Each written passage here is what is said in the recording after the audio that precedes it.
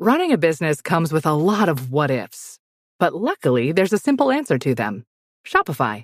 It's the commerce platform behind millions of businesses, including Thrive Cosmetics and Momofuku, and it'll help you with everything you need.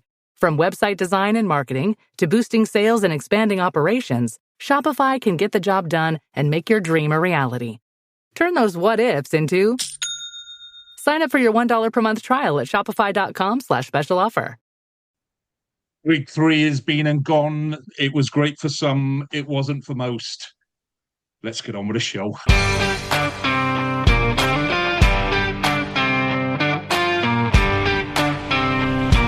You're listening to United Rugby Rewind.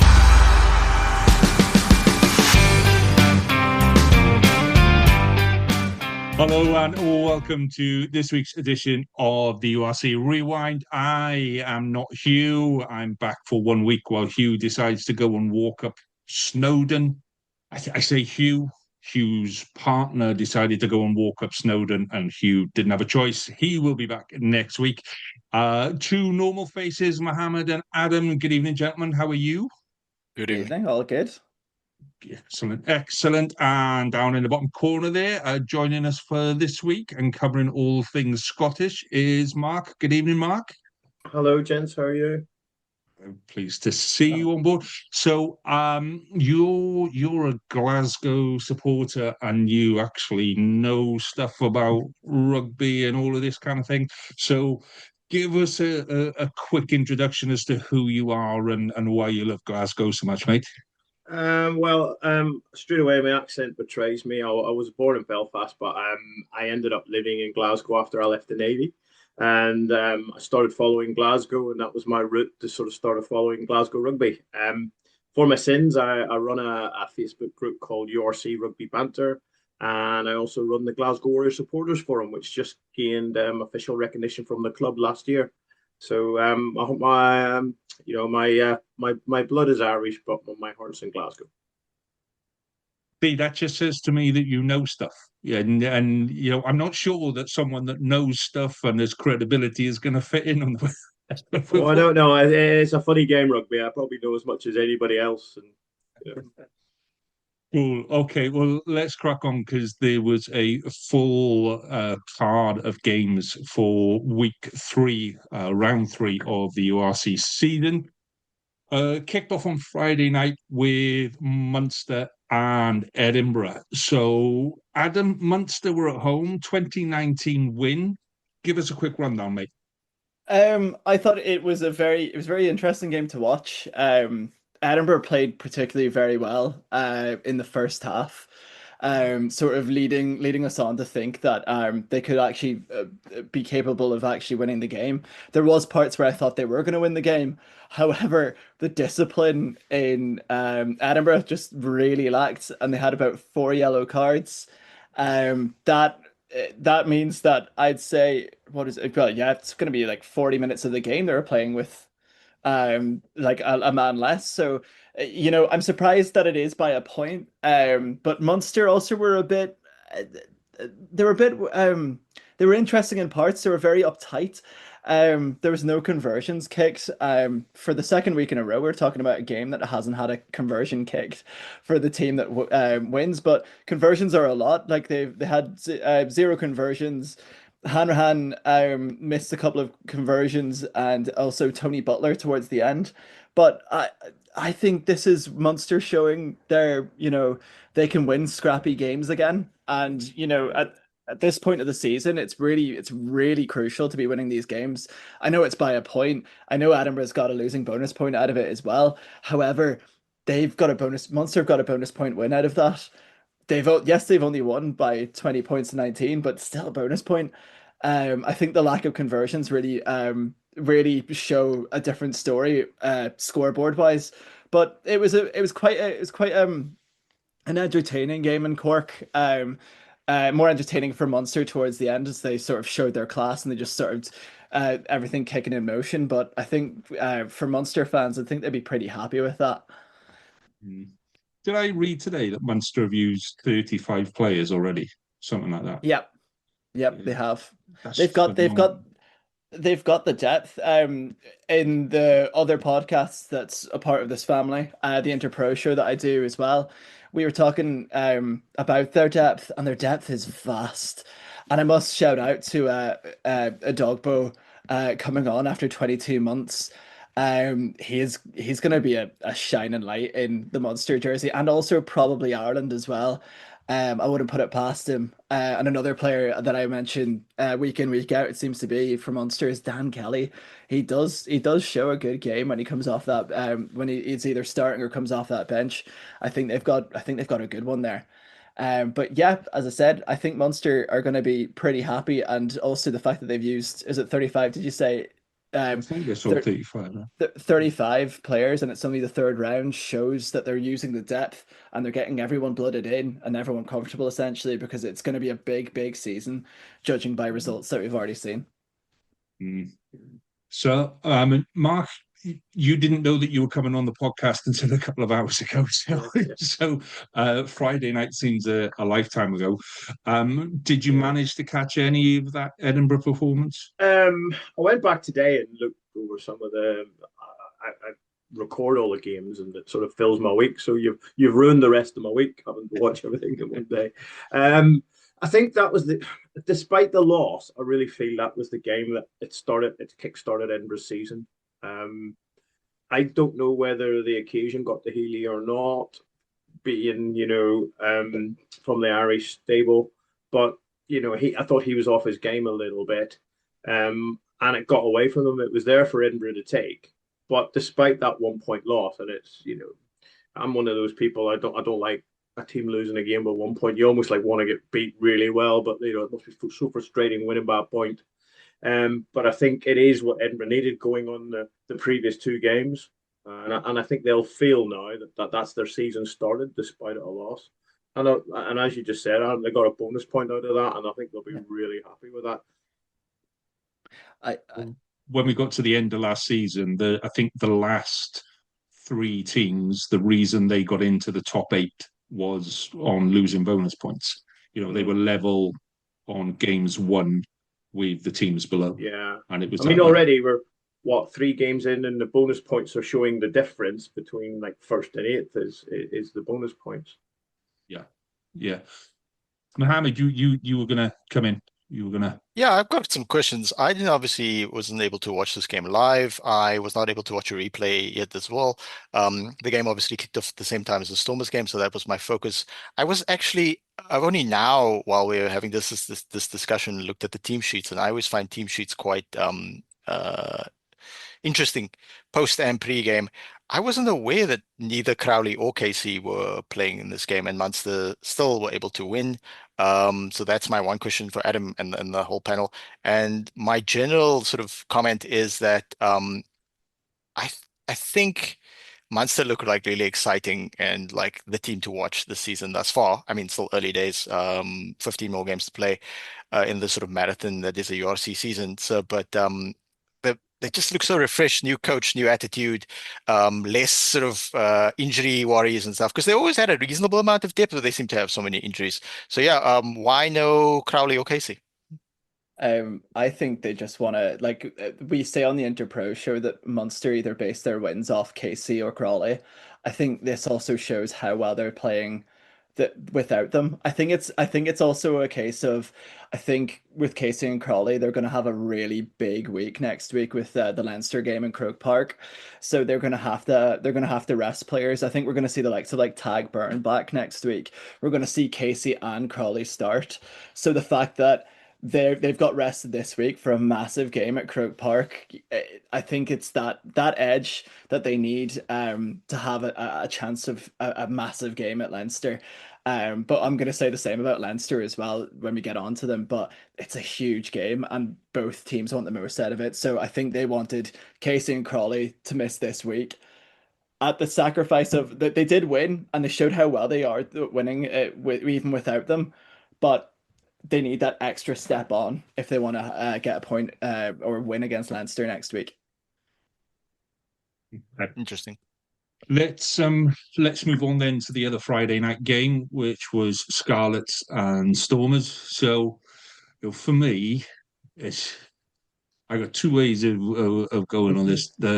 All I'm going to say for one part of it, and I could genuinely rant on this for like a good half hour, is the referee had a below par game on so many points.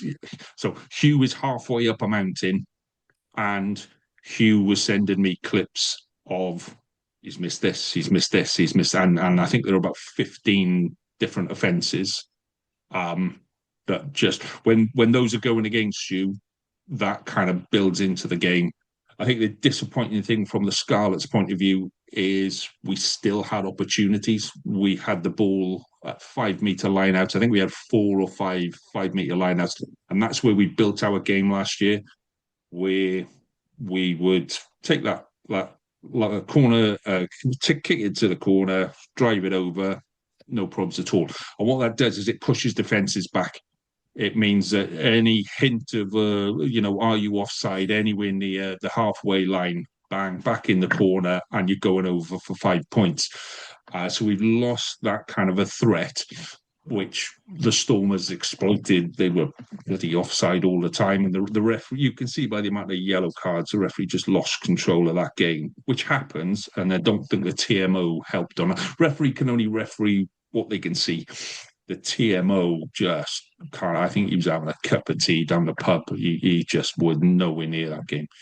So, having said that, Stormers' defence was pretty awesome. And it was very, very committed.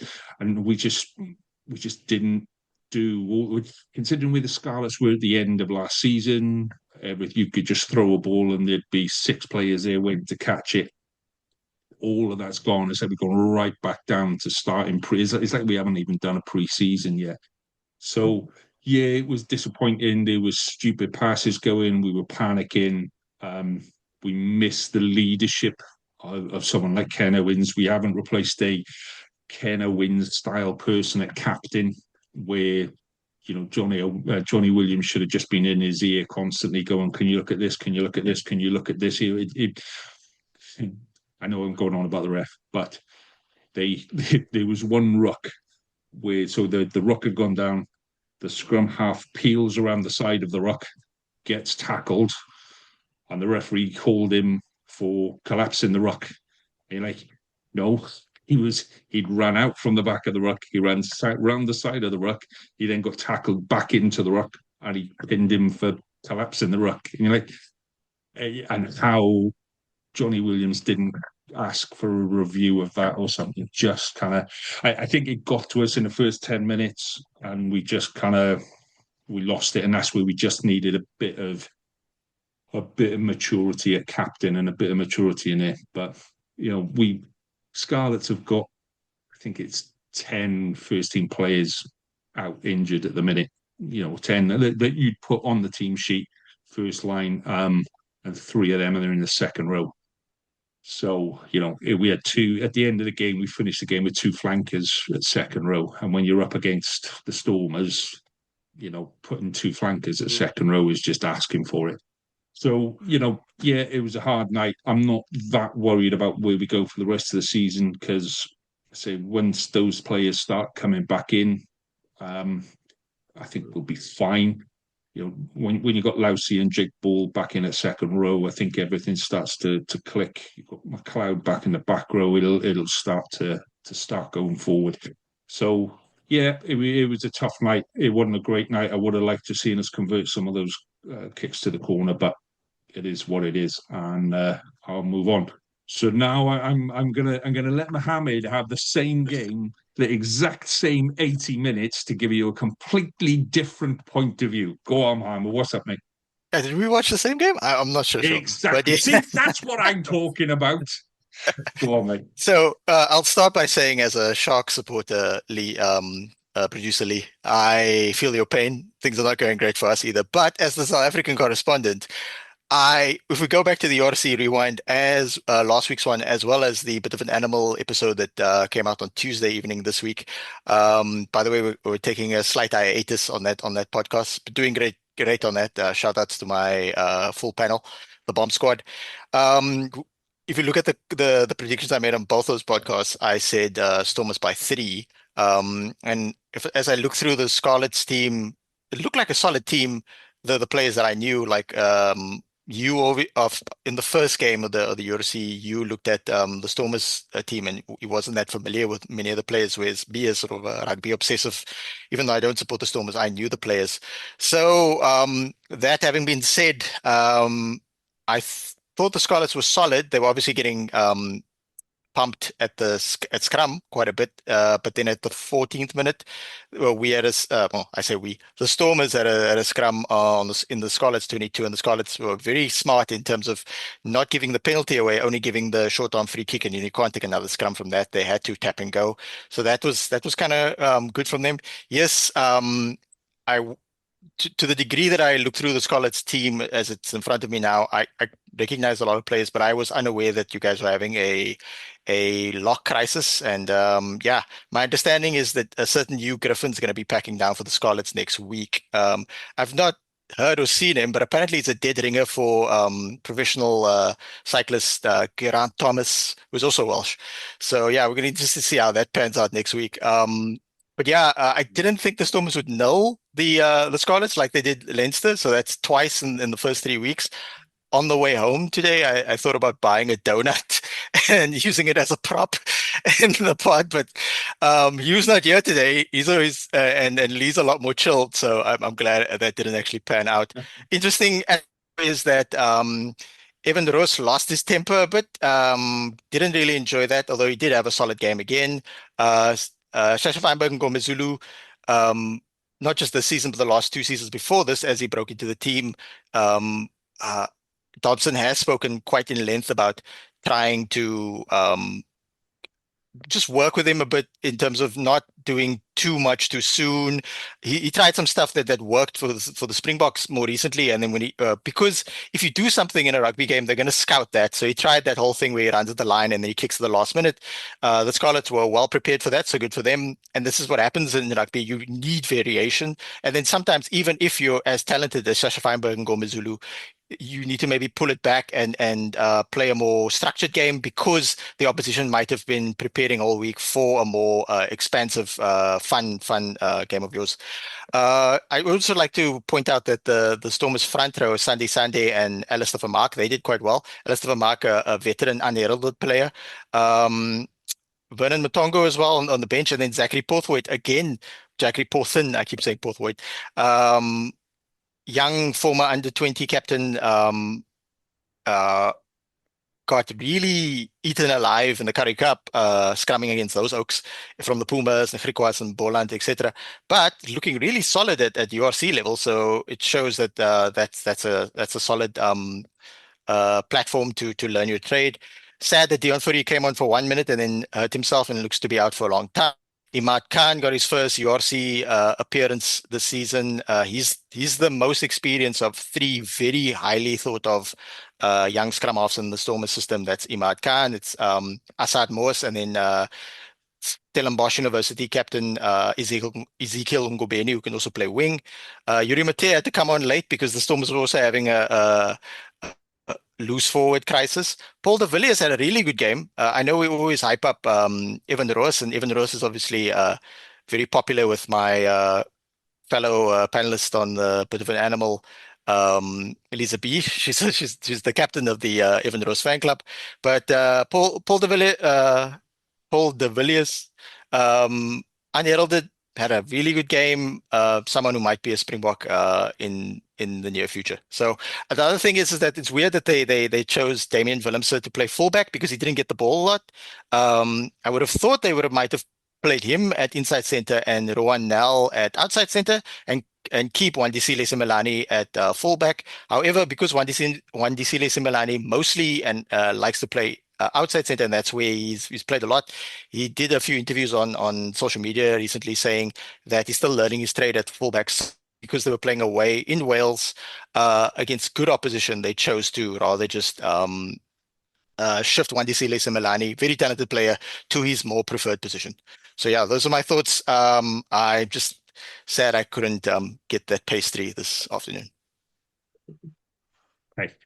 Mark, you wanted to come in on that quickly. Yeah, it was just that your point there about the ref It's interesting to hear your comments on that because what I've always found is us in the North Hemisphere, I don't think we play the ref as well as our Southern Hemisphere counterparts do. You see that in the international games, but I really, really think Stormers do that amazingly well in our league. And it's something that we're learning. I mean, I feel that Glasgow were the victims of that a lot last year. Is when we came up against the South African side, they have the ref confused because there's so much happening at once, and we saw that. That's why the ref's missing things because of for want of a better word, the dark arts that South Africa seem to be able to do. But they've read the rule book. They know the laws. They know how to play them. And I think that's something that we need to bring to our game in the Northern Hemisphere. And I did look, I think there was 4 yellow cards in that game as well, but 2 each side, so it evened it out. But the Stormers are very, very, very good of doing that to a ref, and it's almost like you feel the refs need to up their game when they're refereeing South African sides because they do know the law books inside out. Yeah, it's one of those things as well where it's a relatively inexperienced ref and needed stronger touch judges, stronger TMO, and maybe that was kind of one of the touch judges. Genuinely looked like he was about 12, and I thought, I hope his mum knows he's out late because she'll be worried. There'll be surge parties. She hasn't given him a scarf or a jacket. It was a cold night. She'll be concerned. Genuinely looked like he was about 12. Mo, we'll come back to you in a minute, mate. So we're going to move on to the next game, 3 o'clock on a Saturday, which was Benetton and the Lions. So obviously Mark hasn't had a chance to go into Benetton as well. So did anybody actually see this game? Only highlights. Only highlights. But I kind of watched it. I watched highlights, but I was watching maybe from a different angle than maybe anybody else was because of what happened to us last week. So for those that remember, what did happen to you last week, Mark? What did happen to Gus? You just fell asleep. I mean, when that team was announced last week, when I seen our replacements to bench, I thought this is easy. I almost felt sorry for Benetton, and I didn't give them the respect, and I don't think the team did either. I thought with that bench, we're going to have this out of sight. But it was almost like the bench almost put us in the reverse. But to get beat by a drop goal when we should have been way out of sight, we give nothing in the second half. So I wanted to know, was that a glitch in Glasgow's matrix, or Benetton that good? And I think after watching that game, Benetton are that good. And the ironic thing is, who do we blame for that? If you go back a little bit, that's Franco's fault, our coach, because he had sort of set up the pathways for the youth of Italy coming through. So we blame him anyway. So, but fantastic. Benetton are the real deal now. It's been coming. They've had strong spells and seasons and sort of finished off towards the end. They're my ones to watch this year. I enjoy watching them unless they're playing us, of course. But I think Benetton are the real bright star in Italian rugby. Gone are the days when you go to an Italian team and expect to get your 4 or 5 points. You'd be expecting bonus points galore. Not anymore. You do have to battle. Yeah. So, Muhammed, you watched the highlights on this one as well, and you've got a bit more understanding of the Lions. So, how good were Benetton, or how poor were the Lions? Unfortunately, the Lions are poor, and poor Franco Smith, because no good deed goes unpunished. Now his hard work in Italy has come back to haunt him. But yeah, the Lions coach has been there for a while, Cash van Rooyen, or Ivan van Rooyen. Cash is his nickname, and he's finally got a good team. He's missing 1 or 2 forwards, maybe. Fasahi is a very experienced and guys who's played everywhere. If you look at Fasahi's the hooker, Fasahi's Wikipedia, he's played just about in every league. He's missing, but other than that, they've got the players this management would say, hey, if everybody's fit, we'd be competitive. And pretty much everybody is fit. It doesn't help that Morne van der Berg, they obviously best scrum half and who's got test experience and has been around the Springbok squad, if not playing. I mean, he just got back from I mean, he was in the squad playing against Argentina, even though he wasn't picked. So losing him almost immediately, that doesn't help. But still, we're setting reasonable standards for the Lions. We've given them a pass for years, but now with the type of team they have on paper, their management is under a lot of pressure. There's talk of like who can replace them, just like at the Sharks for different reasons. But yeah, if you've got Corn on, if you've got Enko Venter, Enko van Wyk, that's like the third time I'd said Venter. If you've got Angela Davids, who recently came through from the Sharks, Chris Smith played fantastic for the Bulls 2 seasons ago. Recently came back from France. If you've got this type of depth, Asante Klabakane is there. You need to be able to execute. Yes, it's against a good Benetton team on paper, and in real life. The reality is that Benetton blow hot and cold. And that's why. But if I look through the Benetton squad, Reno Smith from Paul, he's there. Louis Liners playing on the wing. Menoncello, but still, I expected the Lions to at least get 2 losing bonus points, or at least put up a fight and not get mauled to death like this. Yeah, massively disappointed. Yeah, I'm glad I'm not a Lions supporter, but I am a Shark supporter, so that's only slightly better. Props to Linus scoring 4 tries, though. That's absolutely incredible at any form of the game. I think it's really nice to see a good Treviso side, especially that back line with Menoncello and Fekitoa. If you would have told us like a couple of seasons ago that center partnership was going to be a thing with how good Menoncello is, I think you may find that I think me and Hugh are quite big Menoncello fanboys in terms of that sense. I do like Menoncello, so it's really good to see. Makes us stronger for the league as well, having. Yeah, that's the good bit in it, is the fact that they now competitive. Both Italian teams are competitive, despite the next score that I'm about to read out. And it just makes the whole league stronger, because there isn't a whipping boy, unless you're the Scarlets. In which case, we'll move on to Ospreys played 3 o'clock on Saturday as well. They hosted Zebra. Ospreys ran out 24-0, comfortable winners. Didn't get the 4-try bonus point. I don't think they got the 4-try bonus points. In all honesty, they should have put more on them. The amount of possession they had, the amount the level of dominance that they had over them. Zebra never really looked like scoring that much, There wasn't a bit where you thought, okay, the Ospreys are creaking here. It was, I don't know, it didn't feel fluid. It felt they had to work really, really hard to get those points, which I suppose is full credit to Zebra. Zebra were competitive. Zebra didn't roll over. They didn't make it easy for the Ospreys. There were a few changes in their side, and the Ospreys made them pay. And fair play to them. They did the job, and they did the job well.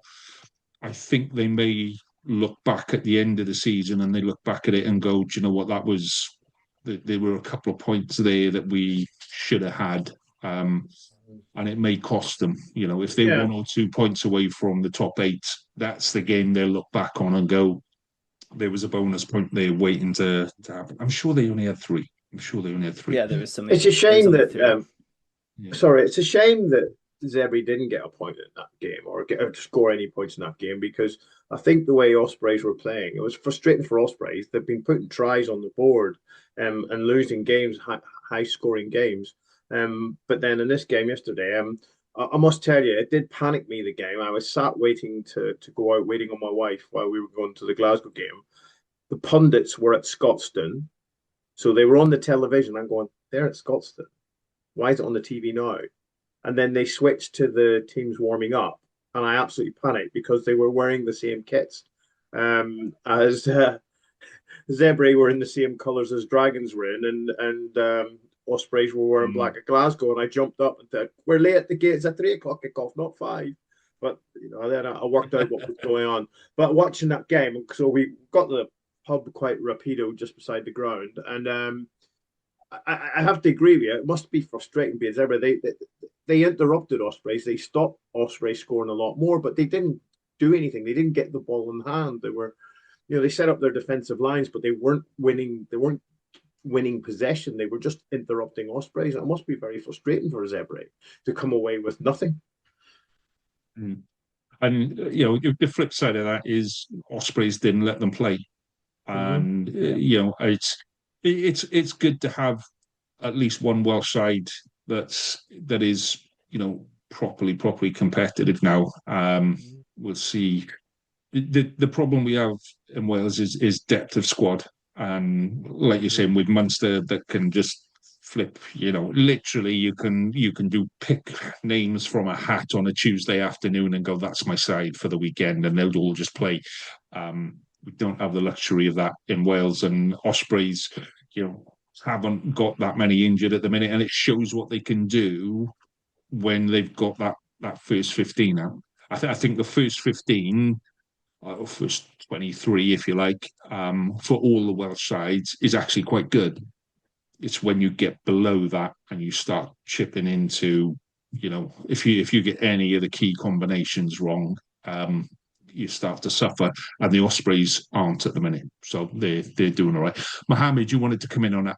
Yeah, just quickly from a general Welsh perspective, I forgot to mention that Joe Hawkins looked good for Scarlets, and it's good to have him back. He's a big oak, can play inside centre. I don't know how you feel about that in the broader sort of, is he going to be drafted back into the national team immediately?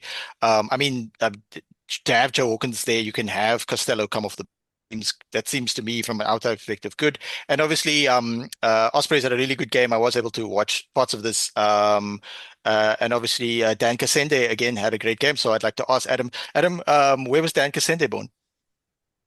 Where is Dan Kasende? Oh, I know this. You told me this last week. The pub quiz. The pub quiz now just gone. It got replaced Adam's this not week. been doing his revision. He's been doing his homework. He's not done his revision. I got it replaced by Leicester Tigers. I'm sorry, we're not supposed to mention the other league having a Swedish international come off the bench, and that's just completely thrown me. Okay, we'll just give Adam a pass this time. It's the Democratic Republic of Congo. Yeah. Yes, that's what it was. Yes, okay, sorry. All right, sorry about that, guys. He must be due a call-up soon.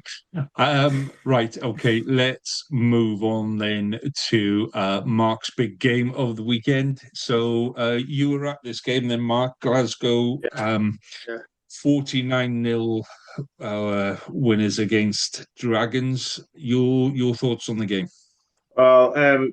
Yeah, I was at the game, and if you need proof, if you watch the first scrum, if you just look at the top of your screen, you can see me eating a kebab. How long did you spend with the remote after going? Oh, no, there I am. Two things.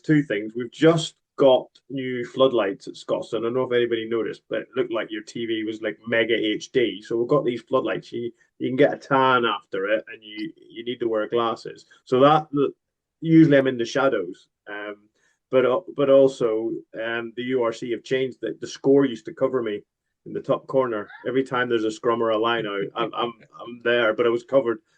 I was watching the TV and I was like, oh my god, got caught having a dirty kebab after being in the pub with Dragons fans. But what a weird game! What a strange game. 49-0. It didn't seem like it. We walked away, and it's almost like we just walked to the final whistle. I think it was 14-0 half time. But even at the game, it didn't excite us. It didn't grip us. And I don't know what it was. It seemed to stay competitive, even though we were getting further away from Dragons. And Dragons' defensive lines were brilliant. And it should have been a lot more. And what I believe it was quite a second string Dragons team. But they dug in. And after the Benetton game, Glasgow really needed a response. And the frustrating thing as a Glasgow fan this year is we have a smaller playing pool. So we've got the sort of the monkey off our back for being the defending champions, because everybody raised their game. Every game was like the other team's final because, oh, we're going to beat the reigning URC champions. We don't have that on our backs this year. So we were looking forward, to hopefully a more enjoyable season. Benetton put that to rest straight away. So we come up against the Dragons. I mean, we've got new players that we're blooding. Franco's setup is we will bring. He doesn't call them academy players; they're just young players now. So we're relying on the academy, and some of these guys are going to end up having to get professional contracts by the end of the season, I would imagine, and that's going to present the SRU a problem. But as far as Franco's concerned, they're all part of the squad, and you can see that them sort of leading some of these young lads. So there may have been some unfamiliar names there, but George Horn just showed his class yet again. Kyle Stein getting across the line, he was fantastic. But we just couldn't work out why it wasn't a gripping, thrilling game. And I watched it back today, and I think it was just that, again, like I said about Zebre, Dragons they just didn't win any possession. They kept at it, but they didn't get any possession. And they pushed Glasgow back, but Glasgow when they got the ball, they did something with it. And certainly in the second half, and I think the turning point was when Dragons had a try disallowed for a forward pass. I think that just they said, well, the gods are against us now, and they almost capitulated at that point. And the final sort of say in the game was a bizarre penalty try given, which was a shame one to end it. It was, it probably was going to be a try. Jamie Dobie would have been on that. But what a shame to finish a game like that. And the Dragons team, when they walked off, they looked absolutely dejected. But the fans were in good spirit. They kind of said it was coming, so they knew their team. And the lads I was talking to in the pub, Gareth, and they said it was coming. And I said, no, it's not going to be that bad. But it was. But as a Glasgow fan, I didn't feel that. It didn't feel like we just scalped the team 49-0. It felt competitive the whole way through. I think Glasgow have still got some gears to go through. I don't think we have seen the true Glasgow yet. And I know we're going to talk about next week's games, but we'll address that when that comes. But I still don't think we've seen the best of Glasgow. And that, I'm not saying that was a poor performance last night, but that wasn't a 49-0 performance from Glasgow. Yet that was the score. I hope that makes sense, because it sort of does in my head. But I'm saying that I woke up this morning thinking 49-0, and I went back to see where did we get it, and it's almost like we just walked across the line. It didn't feel like we competed. Although when you watch the defensive lines that Dragons set up, they were great. But how did we get 49 points off them? One big surprise, Adam Hastings, I thought was fantastic last night. He's Marmite for Glasgow fans. Love him or hate him, but I thought he had a very, very good game last night. And the sort of hidden gem we have got this year, and I would urge you to watch this player as the season goes on, is Dan Lancaster. He's been fantastic, and he was great when he came on last night. So he's one to watch. And Gregor Brown, he's amazing. He's on that. We had a quiz. We had a quiz a season ago, and he was on my team, and we won that as well. So I kind of feel like I've invested in him just because he was on a quiz team with us. But I think he's a player for the future internationally as well. I'm really looking forward to seeing him in the autumn internationals. So as a Glasgow fan, I still don't know. Although it's 49-0, no disrespect to Dragons at all, but it didn't feel like we had a convincing win, although the scoreline strongly suggests otherwise. I think the Dragons made 12 changes in that squad that they sent down. A lot of young boys coming through. They've got the Ospreys this Friday, so they were saving a lot. I think they lost 2 players the week before and didn't want to lose another couple the week before a big game.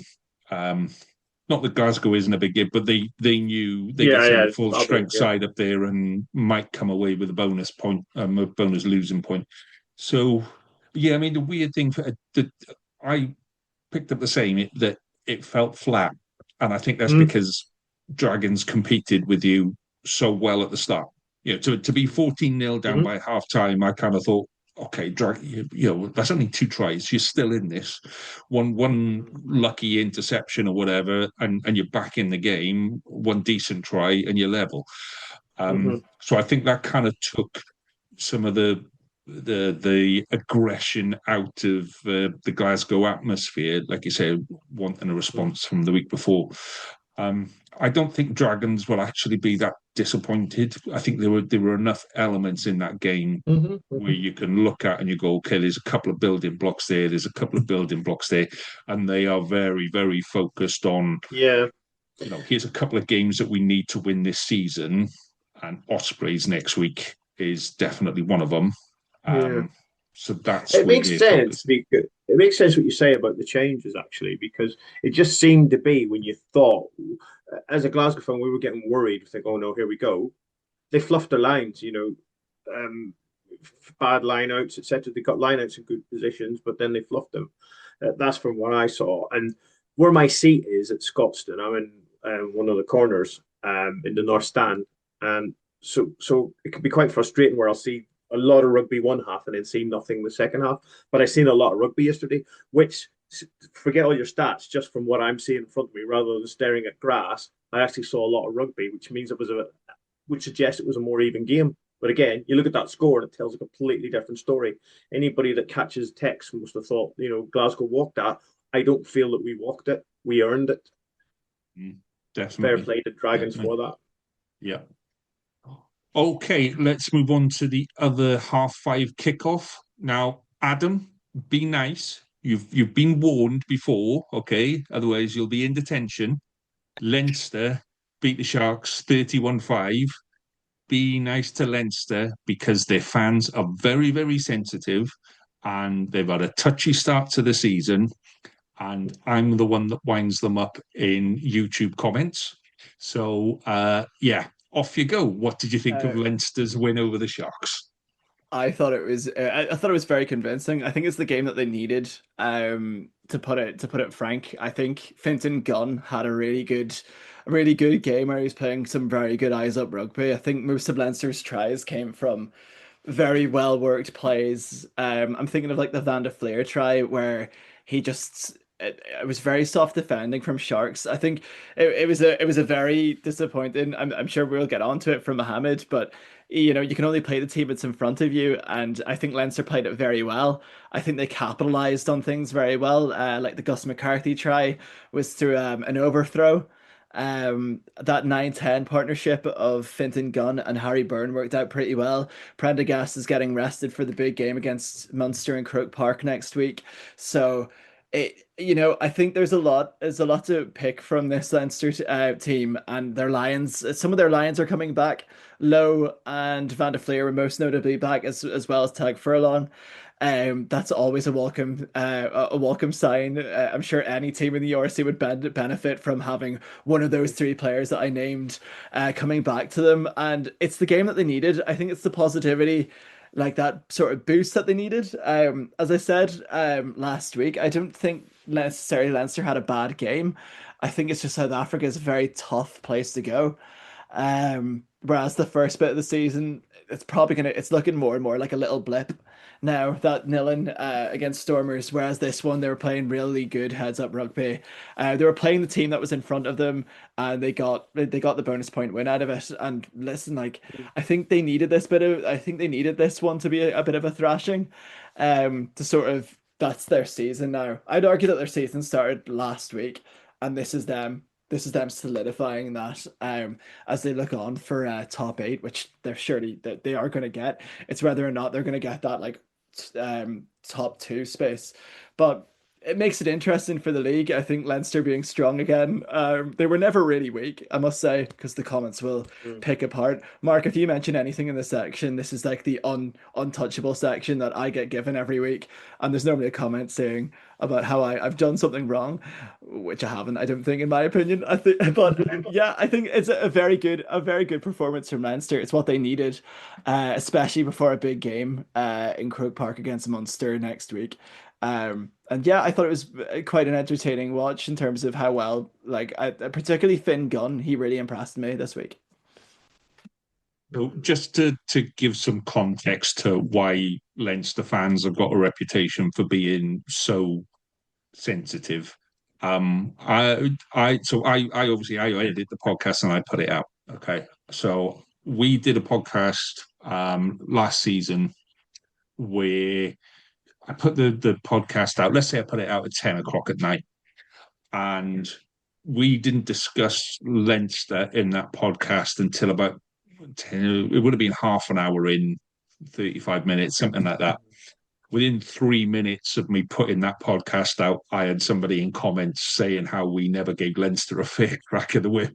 And I'm like, how have you just watched 35 minutes of the podcast and commented inside 3 minutes? It's either that or it was Kalen in disguise going, right, I know what I'm going to do here. So It's whatever to bump up views. It's whatever to bump up views. It's getting getting it out and pulling it back in.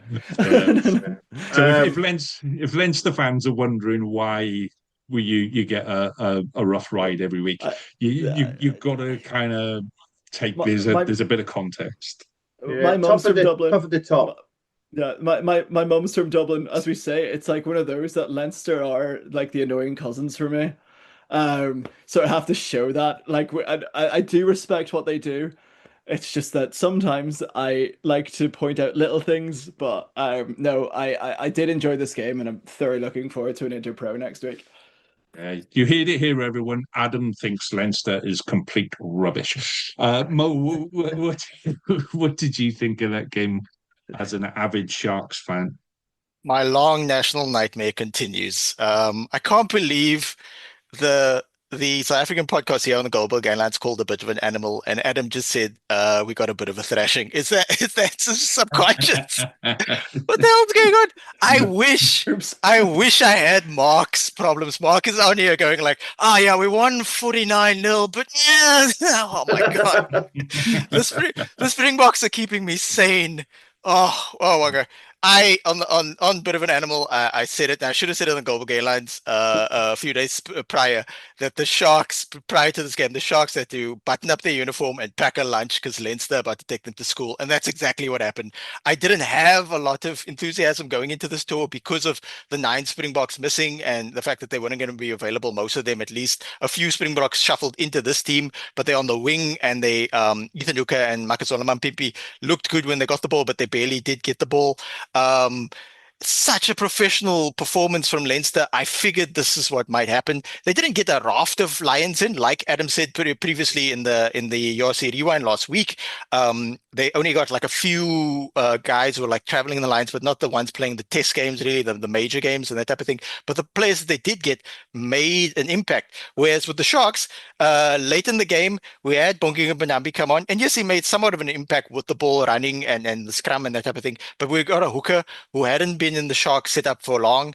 South African teams, we're starting to see the negatives also of how very chaotic, and as much as I often herald the fact that it's entertaining to have a 365 and a quarter season, Bongi Manabi was probably in the Sharks 8-week preseason for a week and a half. He was mostly with the Springboks, training with them. He also took a slight sabbatical for personal reasons. So he comes right back into the team, makes somewhat of an impact with the ball in hand.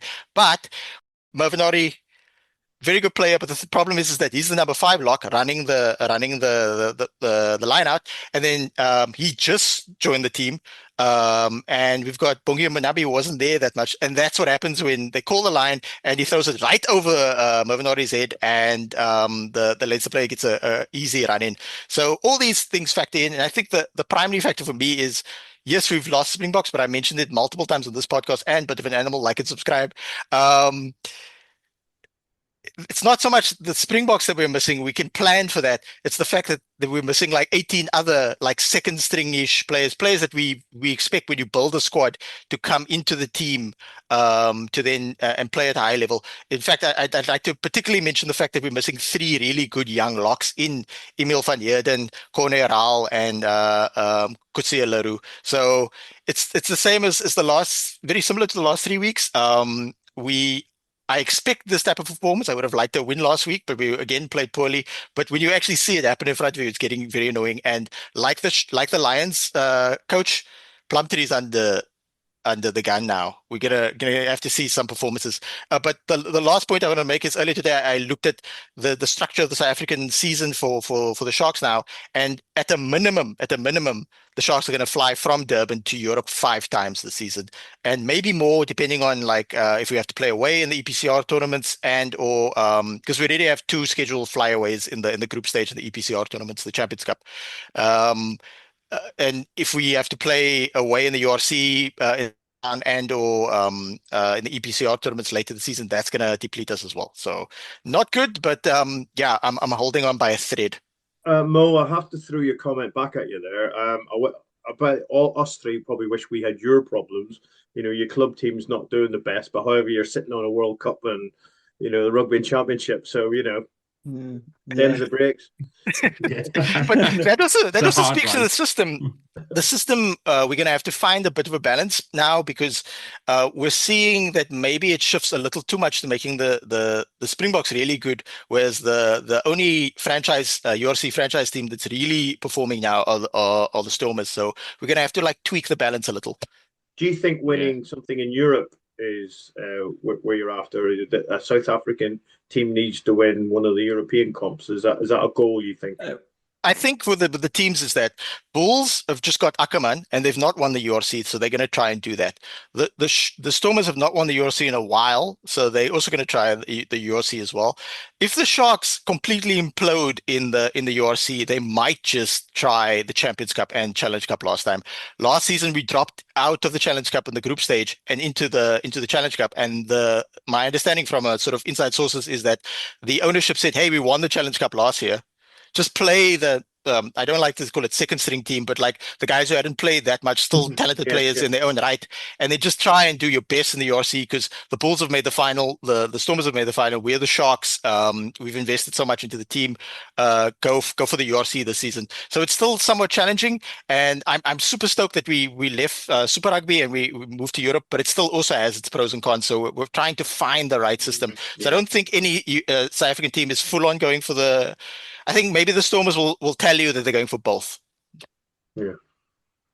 Okay. So let's move on to the 1/4-8 games then. We'll skip over the Ulster game to talk about it. So Adam wants to tell us exactly how good the Ulster pack is in their 28-7 win over the Bulls. Off you go, my friend. So I think this is probably, I'm going to go out on a whim saying this is Richie Murphy's best win of his coaching tenure so far. I think everything worked exactly the way we wanted it to. As an Ulster fan, we haven't really been not as confident in how big our pack is. And the Bulls normally have probably one of the best packs in the league, bar probably like the likes of Leinster. But I have to say, everything sort of worked and clicked in our direction. I think we've not seen this type of fight in Ulster last season. We're seeing it now this season because there's a bit of hope in us.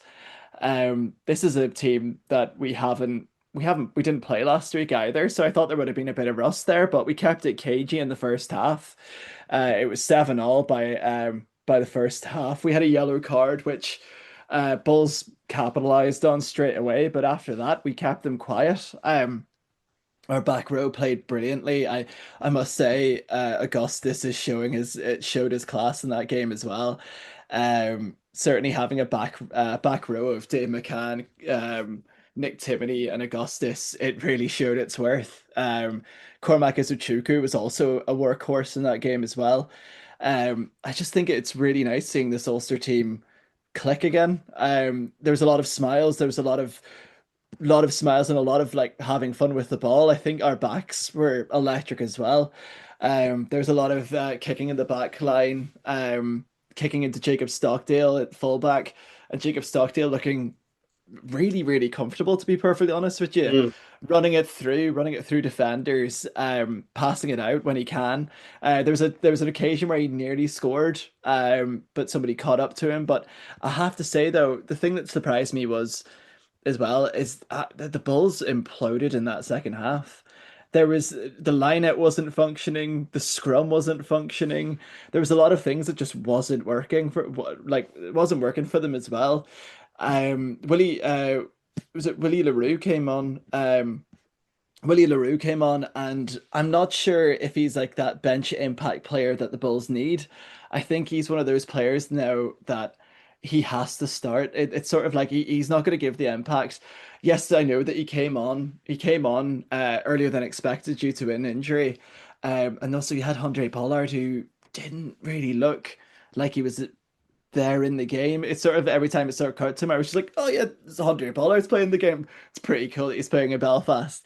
But we did really well to shut them down. I think Nathan Doak's running of the game as well was really good. I think this season is he's starting to really come into his own. And I think that aspect of Cooney not being over him is really benefiting his game. And I think the maturity in his game as well is really helping the likes of Jack Murphy build that bond between 9 and 10. But yeah, I think it was really beneficial to Ulster, and it was really fun watching Ulster, which I have to say, uh, coming from last season, there wasn't many times that I could say that. So I really enjoyed this game. How did you feel at half time at 7-all? It was really cagey. Like I was a bit frightened. It was one of those that, typical Ulster. We would have went down like a penalty, or we would have went down a try in the second half and would have been shaken. But I think we showed really good fight from the get-go in the second half. And I think once they had a yellow card as well, we really opened up. I think their yellow card was, yeah, it was in the 47th minute, and we scored 3 tries. We really capitalized on that. And we also capitalized in defense as well. Our defense was outstanding. Willie Falloon's done an incredible job so far, and Mark Sexton's done an incredible job at making us look like we're playing really nice rugby. I think it's really nice to see us like going for offloads, missing out on rucks. You're having big fellas like Cormac Izuchuku break through Yeah, yeah. tackles with one hand free, just going like that. It's really entertaining, and also it woke up the crowd. I think we had a really quiet Ravenhill last season. Mhm. This was the game that really woke up the crowd, and that's what we need. I It's think sort of that Stockdale. hope again. I think Stockdale joy. I mean, I've got a soft spot for Jason Stockdale. I thought he enjoyed his rugby last night, Yeah. and that's going to be good for him. So I'll be Yeah. keeping an eye on him over the next few games. Yeah, and as we say, like I forgot to mention in the other Ireland games, is that the fullback positions open at the minute. Hugo Keenan's injured. You've got Jamie Osborne who had a pretty good game. Mike Haley who's been having a good games. Jacob Stockdale who played 15 and had a pretty decent game as well. You also have Mike Lowry. You've got Jimmy O'Brien as well. You've got all these fullbacks playing really good rugby at the minute. Yeah, So the game is open, and they're all playing for it essentially. yeah. I don't know why I just call him Jason. It's Jacob, of course it is. Well, No, but I've it's got a good. question. I think also it's just a shame that last week. I'm just wondering when that game's going to get played. But you know, I think what was it 42-21 against Yeah. the Dragons in the opening. Mhm. But that I would have been right with yourself about missing a game out when the rest of us are getting to play. But they've come back, and that's a decent scalp taking the Bulls. Yeah. Certainly is. I've got a question for you, Adam. Right? When Mike Lowry scores, do they play Bad Boys as his song? And when you pronounce his name, do you go Mike Lowry, Larry. Mike Lowry? This because I would not be able to resist. I've got to be honest with you, mate. Hey, Oh no, it's every time. I think somebody on Twitter always used to post that when he scored, but he wasn't playing this week. So, and he's been having a great season. I think it's just one of those where if he plays for Ireland, you can just imagine on that international stage how much that will get used. And fair yeah. play to him. Right, let's quickly move on because we're running out of time. We're just going to assume that the Bulls are crap on that one. If any Bulls supporters are listening, by all means, comment underneath. You crack on, boys. I got no problems with that. So the Cardiff game in the last game of the weekend, Cardiff won 14-8. So what we're going to do, we're going to talk about this for a couple of minutes, and then we're going to pause and wait for 20 minutes, and then we'll talk about the second half. Did anybody else see that? Did any? Yeah, I was half screening it, and at one point, the Ulster game was on 57 minutes, and I looked at the Cardiff Connacht game, and it was on 43 because of a TMO issue, and Yeah, also bizarre. was it a broken leg as well? It was probably one of the worst leg injuries I've ever seen, and I don't know why they decided to replay it. They Yeah. replayed it, and I've like, you shouldn't replay rugby type injuries like that because it Well, was they were. horrific, and I hope the player's okay. Yeah, no, he's out in Nass's Yeah, where he was definitely in line for a World Call up, but yeah. it was bizarre. So that injury, he came down off the line out and then kind of like limped off, His like he leg, twisted his ankle. Yeah, yeah, his but leg went like that. It was horrific. Ooh. normally if somebody either dislocates or breaks their leg, they're in agony, and it's like, right, everybody stop, everybody go away, and all of that kind of stuff, and the players screaming on the floor. And he kind of like hopped off to the side and went, I need some attention. I've done the ankle. And then he was sitting there and he was kind of like Yeah, talking to people while the physio, and you're like, I I'm sure I saw his ankle pointing in a yeah, different direction. That guy must be in agony. And then as the physios came to him, he kind of like, you could see he went, oh, and then the face mask yeah. went on, and you went, all right, okay, he's in proper agony. So yeah, I think that's what it was. It didn't look like he'd done anything bad. I think when they showed the replay, they kind of went, holy cow, how is he Yeah. not screaming in agony on that? It's wild. Um, yeah, and the whole thing with the CMO was just a farce, a It was. complete joke. It is, I don't know Uh, whose fault it was, but someone needs a it kicking for it. when you look at a game, and I was sort of like trying to keep as half as possible. To be honest with you, it was 75-25, but every time I looked at it, they seemed to be having more passing drills. I was just like, oh, I was like, at least Connacht and Cardiff's hands are going to be really well. But then when the game progressed, I don't know, it was because it was as stagnated as it was. The hands weren't great, and it just kept on. It was like immovable force versus unstoppable object, and something had to give. And I think the last sort of try for Connacht really solidified it, because I thought, no, the last try for Cardiff, sorry, really solidified it, because I did at one point thought that Connacht they knocked at the door, they kept on knocking, and then I think it was an intercept try. Really, it just really just it took the wind out of the sails of the game, and I thought it was going to be one of the games of one of the games of the weekend. And on paper, I think it should have been. I think it was dealt with really unlucky consequences, like the injury, and also the like. For a professional game of rugby, you would expect everything to work so smoothly, but the amount of times that I saw the referee just looking up like that, and there was like no replay, no anything, and it was Yeah, just a picture of him just like that going, you kind you of can't. feel for him. Yeah, you It's do. Yeah, there was a game a couple of years ago where Nigel Owen refed. It was down at Parker Scarlets, and he lost his all of his comms. He was at the And phone call. he had the phone. Yeah, He was I talking think on that the might have been phone against to the Ulster. CMO. Yeah, Yeah, and you're like, that makes sense. Let's just do yeah. that. Let's kick off. Any problems? Give him a ring. Put your phone in your pocket. Give him a But ring. It's bizarre, bizarre. it's the first season where all the TMOs are now based out of, is it London, isn't it? It's now the Mm. Hawkeye system, so it's all separate. Are we starting to see an issue with that? Do we? I personally am one to believe that TMOs should be in a stadium. I'm not so sure if that happens now with the new outsourcing of TMOs. However, we see how awkward it runs with VAR in football. And I think the beauty of TMOs is that they see everything that we do, but they're also in the same vicinity. So Yeah, things like that happening when Nigel Owens had to get a phone call, it happens, but it worked. Do you yeah, know what I no, it mean? worked. It should not be delaying games where in this day and age where we have so much like access to technologies and stuff like that as well. So I think it shows a little bit of a weird one on the URC for this TMO experiment, but we shall see in the long run. Yeah, yeah.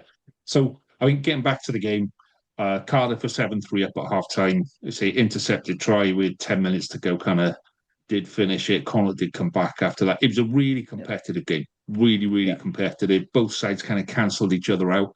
Um, I think both sides really wanted to play. Yeah. They wanted to throw the ball around, but both defenses were excellent. And I think that kind of reflects the score with, say, 14-8, and it was decided on an interception. It wasn't even an interception. It was a pass that went slightly behind. The player bobbled it, and then as he was kind of bobbling it, Cardiff player went 40 meters with it. So, I think Cardiff will be quite happy. Cardiff haven't got a head coach, haven't got an attack coach, and they're still winning games. Which for me is, that's a real positive for Cardiff, and they're still owned by the WRU and getting grief left, right, and centre. So they can't. There isn't a winning situation if you're a Cardiff supporter at the minute. So to actually win on the pitch is quite good. And before we get on to previewing games for next week, I've realised that I've made a mistake when I said Dragons are playing Ospreys. They're not. Dragons are playing Cardiff. Yeah, that's so. But again, comments below. Crack on, boys. You're fine. Yeah. So, that Cardiff game for me, I think Cardiff kind of needed that. They needed a bit of competition. They needed to either not have it all their own way. You're either getting a kick in or you're the one giving a kick in. To have a competitive game the week before you play Dragons probably sets them up quite nice for it on that. And fair play to Cardiff, because Connacht as well. You have to think what Lancaster was thinking as well. He's sort of been putting all these things into play. I think Connacht are still going to be quite strong. I think this is a minor, not a minor hiccup on their part. Cardiff played very well, but as you said, they were cancelling each other out, and it was a game of margins. It's fair enough from Cardiff in the situation that they're in, and in general, the WRU is in as well. Yeah. Okay, so that's all of our games reviewed. So we are running short on time, Jen. So we're going to do the previews really, really quickly, and we're gonna rattle through them. But before we do, if you are liking what you are seeing and what you are hearing, please do subscribe to the Global Game Line below on the button. See, this is what the kids do. They go, "Hey, like and subscribe below. Hit the button below. Smash the button below," and all of that. Yeah, that's when you say kids, you mean Adam. Yeah. Gently press the subscribe button, otherwise you'll break the mouse or you'll break the screen or whatever. Gently press it, give it a little touch, and subscribe makes a massive difference on that. And hit like as well. Hit like makes it really good. Don't hit. Yeah, don't hit. Because people my age lightly click. Lightly click. A gentle touch upon the screen will suffice, if you will. Right, let's crack on with games for this week. So Friday night fixture. First one on the list is Edinburgh versus Benetton. So Mark, expectations and a score prediction? 17-10 to Benetton. I think Benetton are on a high. They're going to come with a lot of confidence. Edinburgh, I don't think they've gelled yet. I don't think they know their full. They don't have an immediate starting 15. I don't think the team's picking itself, if you know what I mean. But I think Benetton are going to come here, and they're going to bring it. They're going to bring it to Edinburgh. So, what I say, 17-10. 17-10. Okay. Adam, Connacht versus the Bulls. I think this is going to be a very interesting game. I think it's going to be a Connacht win. If the Bulls were to play anything like they were against us in Belfast, in that Galway wind, I think it's going to be another tough game for Bulls, to be perfectly honest with you. I think if I was a Connacht player, I'd be looking at this game as one of the ones that you have to win. I think the URC at the minute, the importance is in winning your home games, no matter who is it against. So I'm going to say Connacht by 10. By 10. Cool. Okay. So also there are 3 Friday night games. So the other Friday night game is Dragons versus Cardiff, which is weird to have a derby game on a Friday night. I don't remember certainly the last 3 or 4 seasons having a derby game on a Friday night. So Dragons versus Cardiff, not Ospreys, as I said earlier. Dragons have Cardiff tend to beat the Dragons and they tend to get really, really angry. But I think this is a very different Dragon side to what we've seen previously. I think they're going to nick it.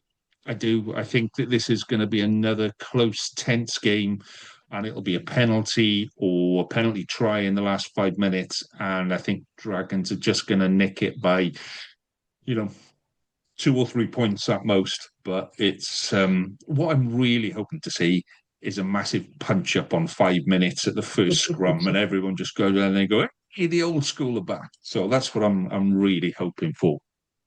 That's a joke, by the way, for people, all you young kids that are all delicate, and you're not allowed to do that. So that's an old school one. Okay, Saturday then. Scarlet start their tour of South Africa in where they go. It's Johannesburg, the Lions are, aren't it? Isn't it, Mohammed? Yeah. So Yeah, I thought yeah. it was, yeah. Hopefully, hopefully a Lions win. Lions by 3, hopefully. But yeah, they better win this one. They're not getting any players back. They pretty much got their full squad, so it's everybody flying back over from overseas. Scarlets are a good team, though. Travel well in South Africa, so it's going to be tight, a bit of a coin toss. But patriotism makes me think Lions by 3. Otherwise, Cash van Rooyen's going to be looking for a new job. Okay. Second game then in South Africa, Sharks versus Ulster. Now, Adam's going to get touchy on this one. So, all yours, Mohammed. Sharks versus Ulster.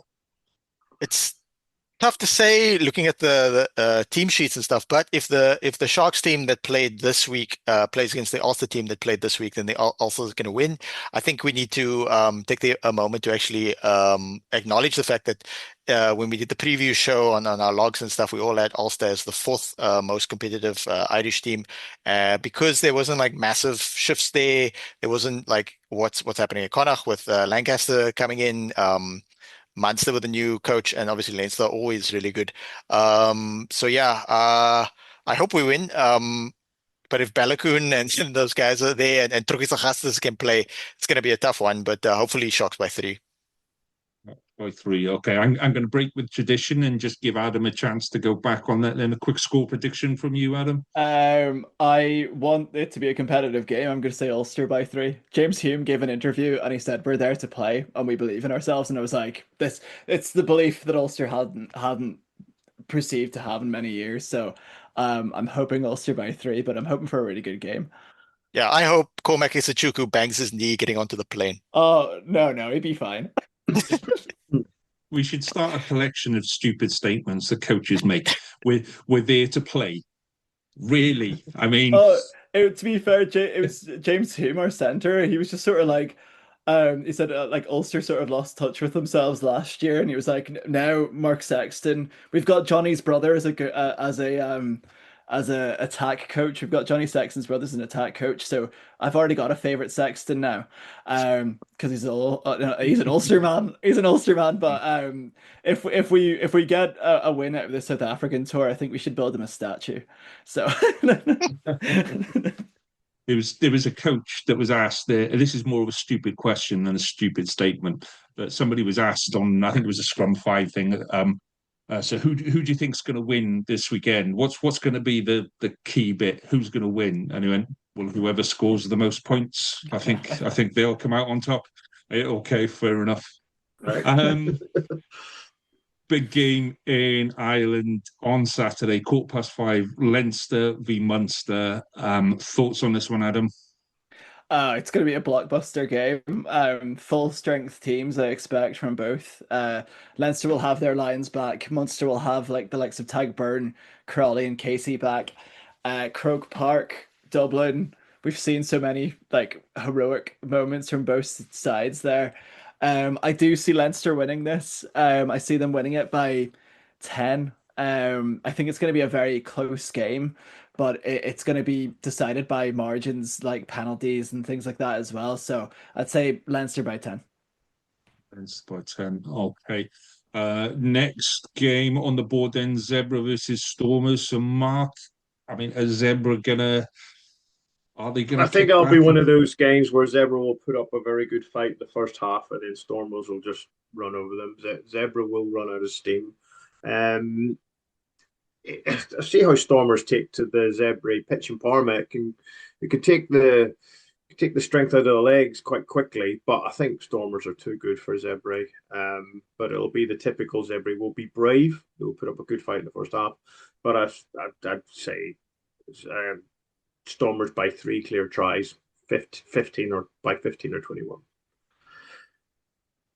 And final game of the weekend, then Ospreys v Glasgow. So, Mark, I'm gonna give you first crack on this one, mate. Your thoughts. Yeah, And well, this is at the Brewery Field, though. So it that's a isn't. definite factor. Yeah. All right. So there's 2 games this weekend which I think are going to tell where teams are, where the URC are. One of them is Leinster Munster. This is the second one. There's 2 teams there, and we think we know where they're at. But Ospreys have scored a lot of tries, but not got a lot of wins. Glasgow, we don't know where they are. A win, a loss, and a 49-0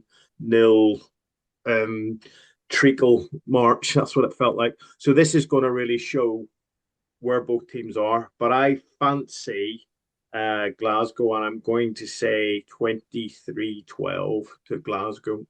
And I think it will be attritional. It'll be an arm wrestle in the first half, and it'll be attritional rugby. As a Glasgow fan, the best thing I can hope is come away with a win, but I'm worried about how physical that game will be down there. And I just hope we get away with a team fully intact. I think the Ospreys' best hope here is to beat you up front. Really go for it, hammer and tongs up front, and take the wind out your sails early. Whether they're capable of doing that, I mean, they're capable of doing it. Definitely capable of doing it. Whether or not they put that together on Friday, on Saturday, I don't know. I'm gonna go for. I'm gonna say it's a tight game. I'm gonna go Glasgow by 5, but I would not be surprised if the weather turns, if the Ospreys get ahead early. I would not be surprised to see that turn the other way. But I think Glasgow will be good enough for them on Saturday, and will come out by 5 points on that one. Okay, that brings us to the end of this. It's been nice to be back, boys. It's the last time I did a pod with you guys was 12 months ago. Easy. Is like when we towards the end of last season, you did do one URCD one. Yeah. Did I? Yeah. Oh my It's God, on that app. I think you must have, because I think I was on that. I think it was one year where you joined, where Caleb was going and you were joining. Yeah. God, I blanked that out my memory, boys. That's how bad it was. You've done way more podcasts than us, so it's difficult to keep track. I would argue that I'm a seasoned veteran now, but I don't know. I'm doing 2 podcasts a week, so I'm getting there. I don't know. I've got no context. I think it's brilliant. So whatever's happened before. The one bit that kind of tickled me a couple of weeks ago, I sat in for Kaelan on the Interpro show. That was such a fun show. The most random, stupid guesses at scores and all of this kind of stuff. And one of the comments on YouTube was, thirdly, as a presenter. So I highlighted that, sent it to Kaelan straight away on that. As a teacher, it was like one of those moments when the supply's in. It felt like that, but in podcast form. I think the other lads are, including me, were a bit giddy, going, "Oh, we can get away with saying a couple of things here." Well, on that note, Hugh will be back next week in the hot seat and doing all the exciting stuff. So, gentlemen, thank you very much for your time this evening. It has been a pleasure. I shall see you all again. Enjoy your rugby. All the best.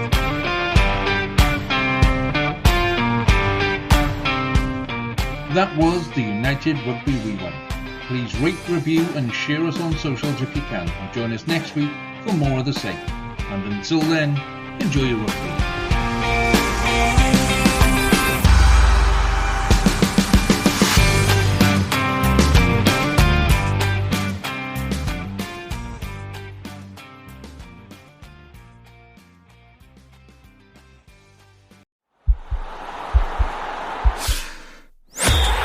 podcast is part of the Sports Social Podcast Network.